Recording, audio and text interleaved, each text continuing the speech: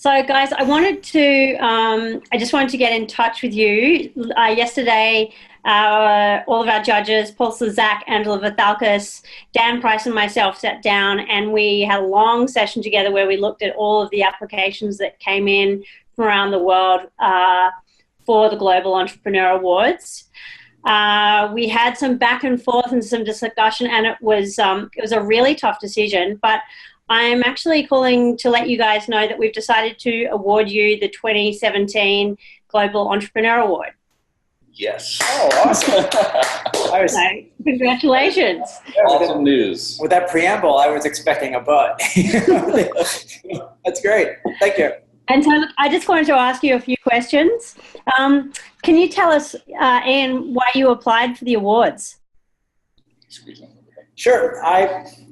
I think it was sort of what I think I had mentioned earlier, where we have the vision, we see the dynamics of the different markets. We saw the great opportunity there, and we have a really good idea about how we're going to approach it and what we're going to do, but we're over here, and we want to make sure that we have the right resources over there, the right level of investment over there. And it's hard to say over there when you're talking about something that's expansive and culturally different and also infrastructurally diverse as Asia.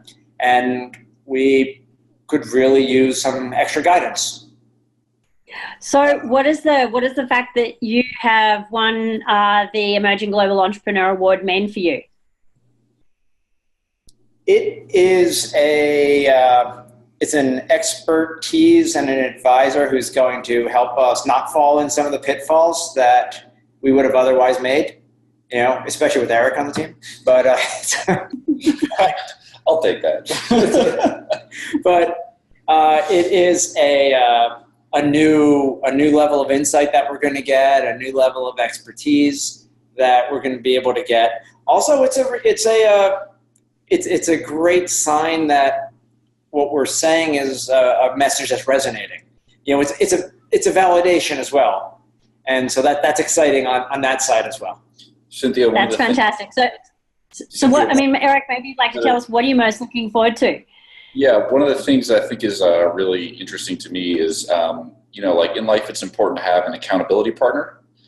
And so just having that extra person or entity or thing there that's going to hold you accountable to some of the decisions you made and keep you on a timeline about, some of the goals and stuff that you're working on really makes a big difference, because you know that if come Monday you have to tell somebody that you did or didn't do something, chances are that when Monday comes, you're going to make the effort to make it happen. Whereas if you're on your own, you're just kind of doing your own thing and nobody's there to take you to task if you miss deadlines or are late or things kind of fall off. So that's one of the things I'm really interested in. So where do you guys see Schubros in 12 months' time? If we come back and we talk to you in 12 months' time at the end of the program, where do you think you're going to be? We've got a small team in one, maybe two areas in China. We've got a small team in Vietnam. We've got a small team in India. Our tension is balancing that, growing these organizations and keeping them lockstep, and managing a brand consistency across multiple different points of production. And a whole new reason for me to be not able to sleep at night. But that's the struggle. We'll be growing simultaneously in these huge markets, and each of them is such a huge opportunity. We can't really hold back and slow down too much because the window's only open so long, and we need to be able to coordinate them. And that coordination role is going to be consuming. Yes. And is there anything else you'd like to tell us? Wow. I don't even know where to start. We just, in the last week, I found out that one of our competitors in Northern California is popping up shops in China and Vietnam. And so it was just sort of, even though it's extra competition in that region, it was nice to have an external validation for this idea that we are going to go and do something similar, but maybe have a little bit of an edge because we already have a foothold there. But so anyway, it was nice to have that validation when I found that out this week, that, maybe we're not too crazy for trying to go and do this thing.